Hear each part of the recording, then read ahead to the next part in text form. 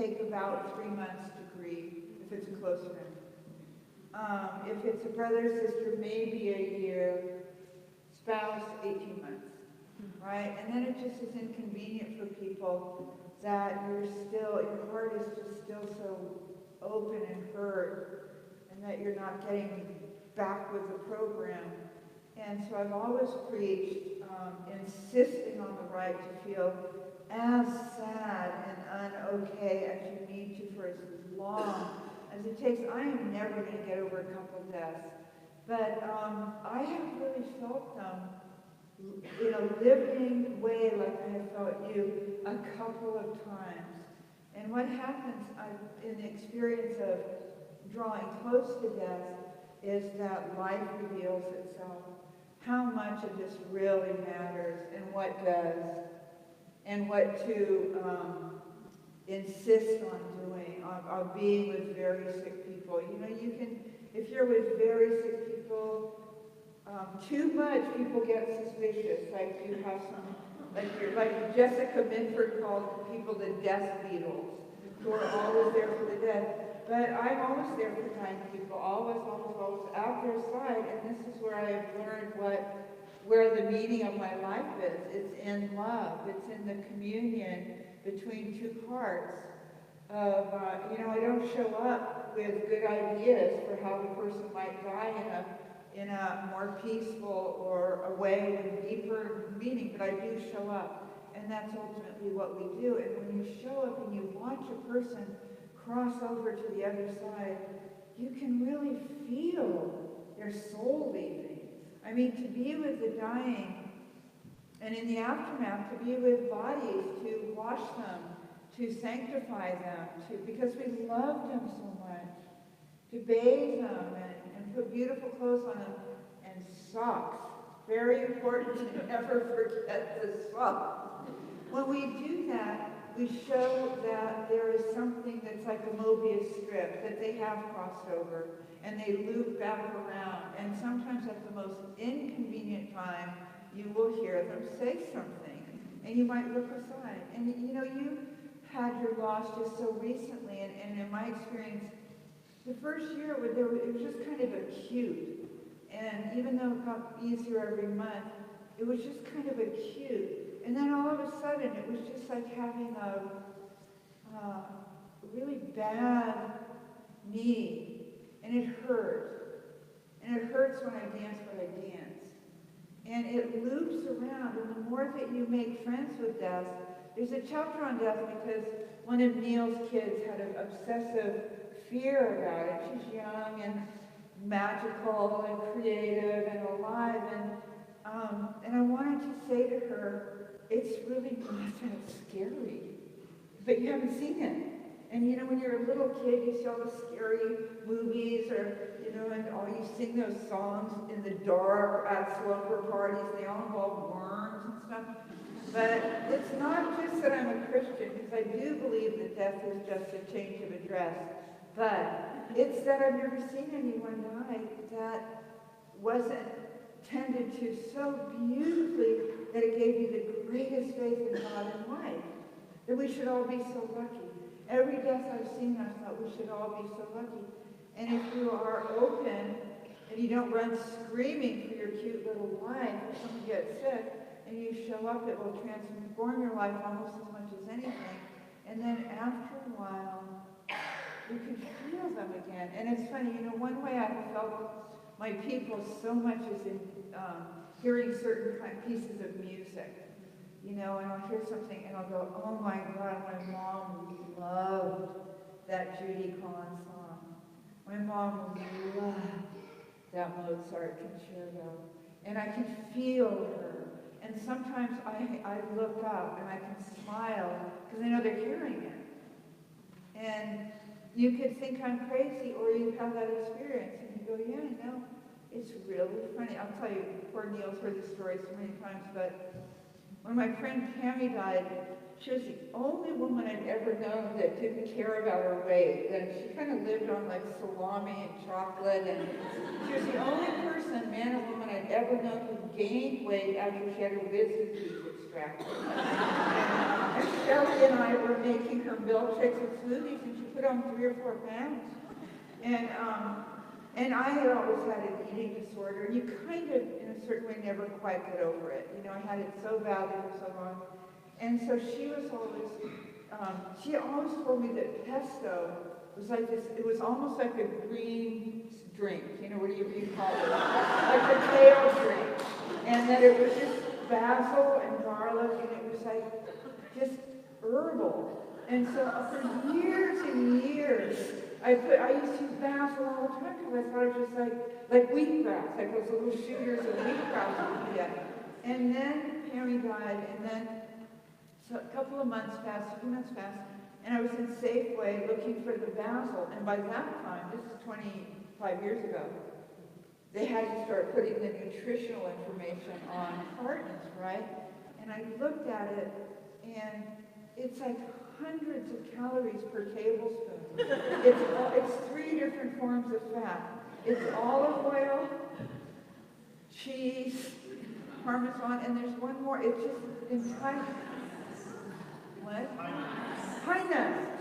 It's only fat with a little bit of basil to bind it, to hold the different fats together.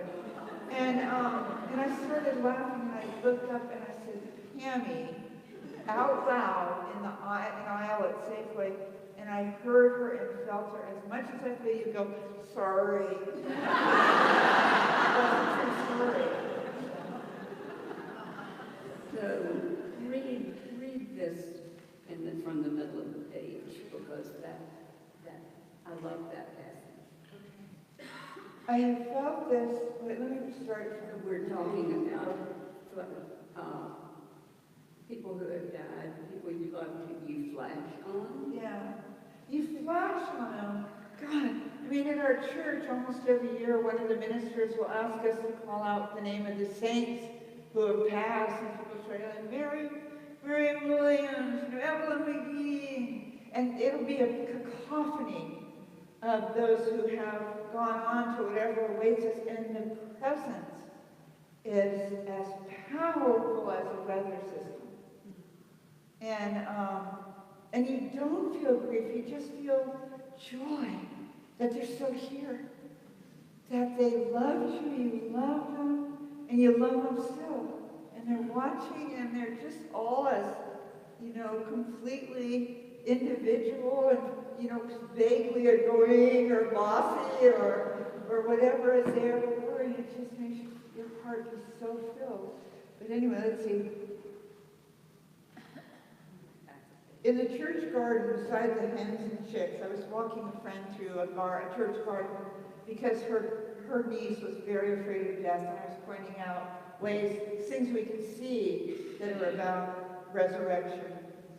In the church garden beside the hens and chicks, my now favorite plant, I asked my friend if her deceased son still felt present to her years after he had passed away. She said his energy was still alive and palpable, like her husband's, but not in a way she'd sensed anywhere else. His atoms and his vigor and humor are still around in the ether. When she comes across something that would have pleased her son and husband when they were alive, mostly music or old vaudeville routines they loved, she can feel the two of them rocket in a peculiar way. The love and energy remain, those fields of atoms that aren't wafted away at death from our familiar sphere. I have felt this so often, how we flash on our loved ones who've died, which means they are alive in us. The flash is seeing their face, hearing their voice as clearly as we heard them in this life, teasing and noodling us. Hey, Annie, aren't you going to pick that penny up? They visit ectoplasmically, and you invite them to come closer. So you are together with them, no longer in separation, together like the individual hen with her brood of chicks. There is a cupping, like the hand, a palm ready to receive and already holding, because all truth is paradox. And beside flashing, I started to say, there's also that trippy, mystical experience I've only had in silence when I have felt their light as bright as these lights, but as if it's in another room and I can't quite see it. And I can feel the candle. I can feel the light and the warmth. That is our souls. The light and the warmth, the love of our heart. And I can feel them around the corner, and I don't have to get up and go look, because I can feel their warmth. It's very close to me. I love the whole chapter. Okay, we have some very profound questions from the audience. The first being, they're really profound. What do you think about marriage so far? What do I think about marriage so far? Pretty good. Neil's work like this. Poor Neil has to hear these at public level, but I had a bad 3 days. I'm exhausted. I didn't do anything for a few months, and then I had something like 8 talks in 3 weeks, and I had to go to San Diego, and the plane couldn't leave, and I had a 5-hour delay, and we all got on the plane. It was 11 at night, and they made us all get off. And it was kind of the straw that broke the camel's back, and I had a moment of clarity where I realized marrying Neil was the greatest mistake of my life. Well, also, I had only been eating candy at the airport, because I was so stressed. I'd given a talk to 1,000 people a couple hours earlier. I was exhausted. I'd done a writing workshop the weekend before. I'd just been doing it every 2 days, and now I don't do anything again for a few months. But I said to myself, you can eat anything you want to get through the night. So of course I didn't crave kale, right? I didn't crave a nice salad. And so I was just eating junk and fat and rolled up fat with fat milk on it and chocolate. So it's very unstable. And I realized that this was the greatest mistake of my life, and that we needed to get an annulment. But we're not Catholic. And I think they only let Catholics get annulment. So that's not fair. Right? And then, but I did what I Correct the mistake. What? Did you decide to correct the mistake? No, I did not decide to correct the mistake. But I did what I always do. I prayed, and then I told some of my terrible secrets.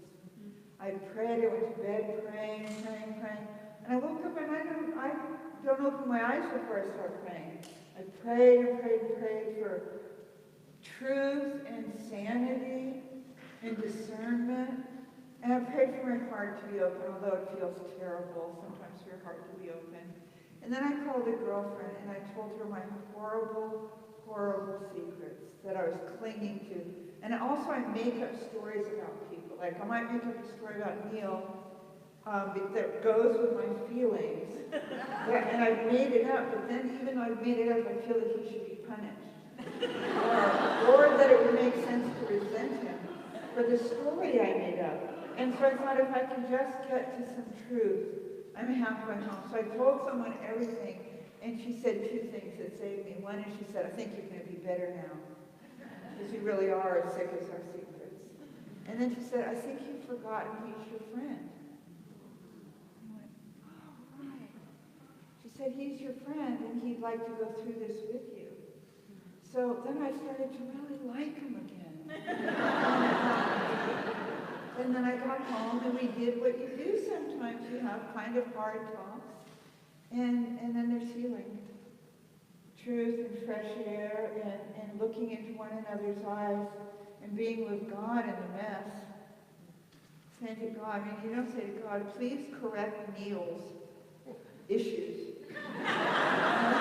But you say to God, could you enter this mess? Thank you in advance, because I know that God is a show-off. And then I'd forgotten he was a friend who wants to walk through everything with me. So then we've been so happy again. And so we've been together for a long time, so it wasn't shocking, but very often. You know, every so often he'll do something, I'll think, oh my God. But he does the same thing. And he keeps coming back, so I don't know. I know nothing. I know nothing. I thank God. I think it was just a miracle, you know. It was,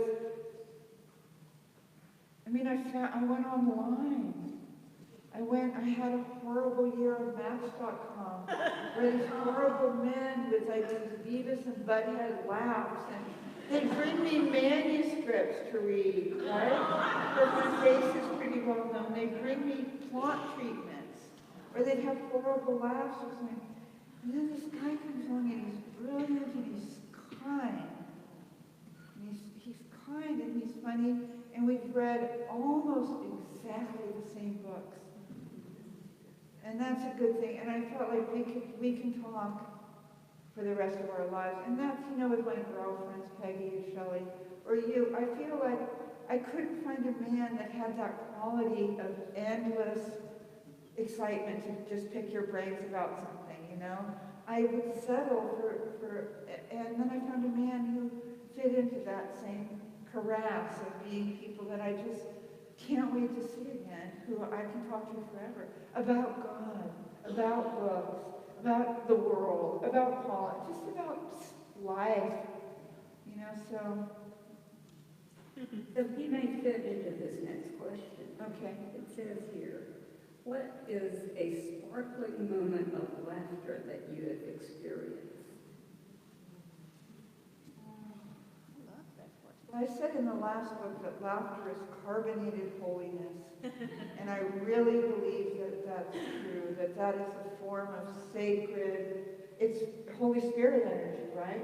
It shakes up, it's a breeze, and the prophets talk about Elijah, they stand in caves, and they hear this quiet breeze, and it flows over them, and it reanimates them, and that's the small and still voice of God. And it's also that laughter, just, it's like when I'm tense or not doing well, it's like I feel there's a thin candy shell around my heart, you know, like the bad form of an M&M. And I get it a lot reading the news. And when someone makes you laugh about that, it breaks it all up. I mean, I won't be able to think. I have a little thing from YouTube of this very crazy penguin. And if you come up later, I can send it to you. But I saw it, and I sent it to everyone I knew because I thought, this is the solution to the problems of today, because you begin to weep with laughter. And weeping bathes us, heals us, baptizes us. So my little grandson makes me laugh quite a lot. He's almost 10, and so he's using words like, well, I don't think that's true specifically. And things like that. But we laugh, we just make it, that's one of the best things about me and Niels. We just make each other laugh, you know, or we'll hand something to each other that's a tweet or a video that someone sent us, and we'll just die laughing. It's my favorite thing about life, besides St. Andrew. Okay, this is a downer now. Okay.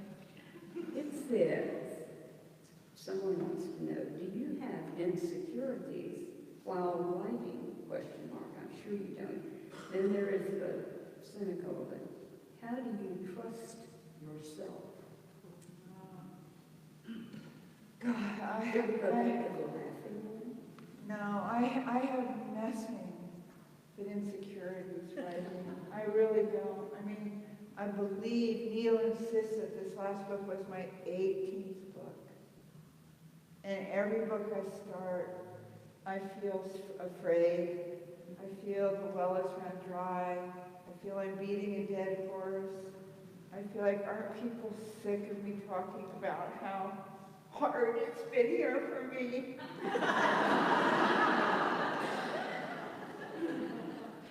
And I have to, you know, in recovery, we always say take the action and then the insight follows.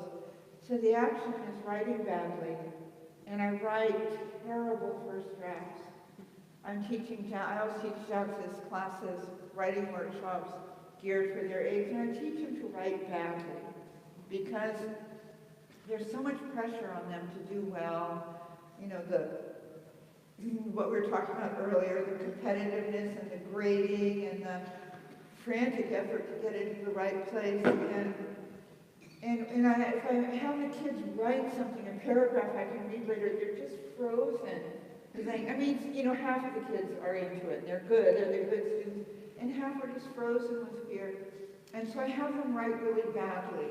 And then they're off and running. And the only thing they have to do is keep the pencil moving on the paper. And at the end of a sentence, they put a period, but then they have to write just the next sentence. And they put a period again, and then they just have to write. And they write pretty much in silence for 10-year-olds for 20 minutes at a time. And I have to do that sort of thing with myself. I mean, everything I know about writing is in word by word. But I take really small assignments. I take a couple of passages. I take one passage. I take one memory. I take one story I want to tell. And I do it really badly. It comes out to 3.5 pages, and it's really a 1.5-page story. And then I go through it, and I take out everything I can. That is too many details, too many adjectives. This is for you, Joelle. I take out descriptions, and I try to find the exact right verb. You know, if you can find the verb in your sentence, you're home free. And then I give it to Neil. I've always had a couple of people I could trust, and then I'm completely anxious. I never think, oh, I know Neil's going to love this. I always think he better love it. No, I think he always comes back, and he's very serious when he's either writing or reading. And he comes back, and he's always serious, and he has a list of things that we should talk about. And so then we're back to thinking about the annulment. Because I hate to be criticized. And not everything I write people are going to love. And then he gives me feedback. And he says, this works, this doesn't. Try this again. I think it could. This part is a little long. I don't have a clue what you mean here.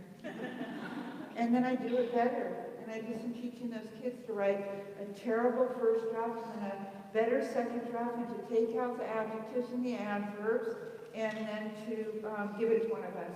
And we'll write with you. And one of us will go over it with you. And we'll we'll help burnish the surface. We'll also help you find what it was you're trying to do. Here's a related, this is an interesting question. Somebody asked, if publishing is not the goal of writing, what is, parentheses, especially as a Christian? If publishing isn't the goal, well, if publishing isn't the goal, is the goal, you are so doomed. Because for most people, it goes very badly. And I have been blessed, and I've had a couple of experiences that could just peel your skin. The criticism and the contempt or the neglect are just so devastating. And I know I have 2 women friends who've had books out in the last 5 weeks. They have huge followings. They're brilliant. They're spiritual. They're funny. They're theatrical. And both books have sunk like stones. And in the modern world, you get about a week. You can ask book pastors. You get about a week and a half on the counter, on the shelves, to make it. Because there's 175,000 general interest hardback books published every year, or something like that. So I remember once when you were in that first class we did 25 years ago, I remember a woman came up to me and she'd gotten an offer of $7,500, which is what I got for my first 4 books. And it was a miracle. I was going to get published. And she said, I don't think I'm going to take it. I think I can do better. And I said, I can't help you. Because if you don't know what the gift is, what the offer is, but she went on, and I don't know that she ever got published. Because she went for something big and imaginary. And so the gift is the writing, the gift is the community of writers. Are you holding up your hands for 5 minutes? Oh no, it's Joanne. She acts like she owns the place. The writing is the immersion in great books. You study great books to see how they hold it up. Joelle, in my Sunday school, I don't think once seen her without a book. She just reads. Because that's where the joy and the pleasure is. That's where the joy and the pleasure is for writers. Reading books to see how you do it. Reading songs to see how people put it together. Reading plays. You read it, you try to do it, and it falls short, you ask someone for help, and it gets a little bit better and a little bit better. And so I don't have an easy answer. It's a tricky business. It's a hard Let me business. squeeze in this last one, if Joanne doesn't, I didn't see her, you were watching. I saw her down. No, she's got a look. Yeah, she's coming for you. But someone with a smiley face on the card said, is there anything you need from us, your readers, to support you as you begin your next project? Oh, it's actually, can I have your book? Go close to the one-page reading, and then we'll make Joanne happy, and then we will all be able to read again. If Joanne's happy, we can be happy. Because we have a great song to take you out on. And come have some cookies. Some people here made cookies, and we just want to see you and thank you. But I know, that's such a beautiful question. I've never had that question asked what they could do. For you to have come tonight gives me such a second wind. I can't even tell you. I don't think I can even tell you. I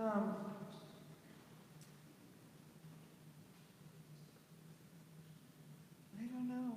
That's a great question. I don't know the answer. For you to be here gives me such a confidence in what I'm up to.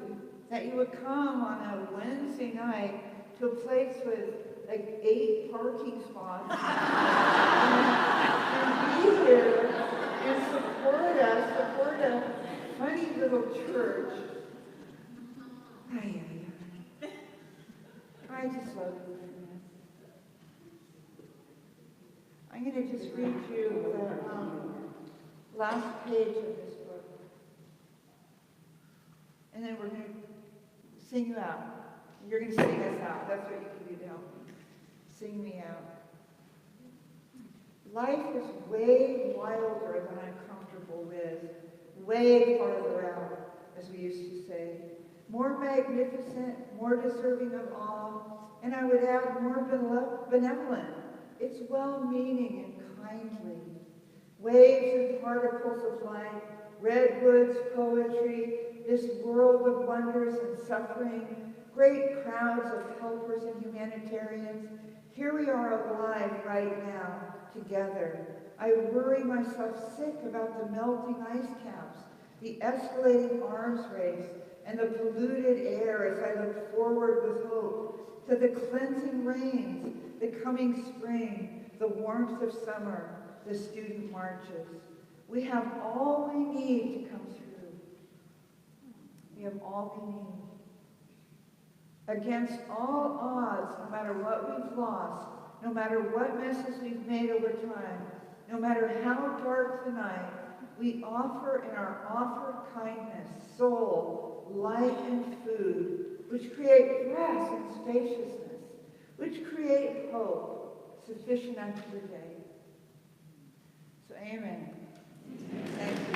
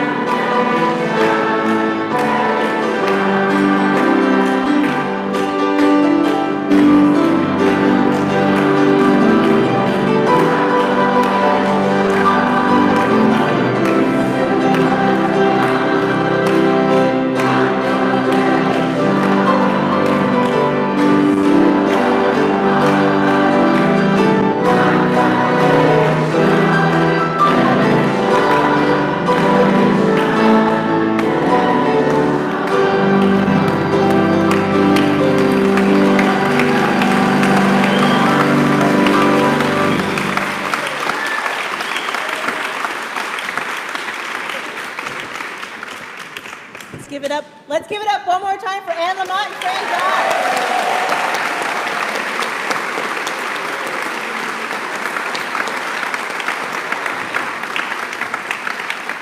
Cookies and tea await you.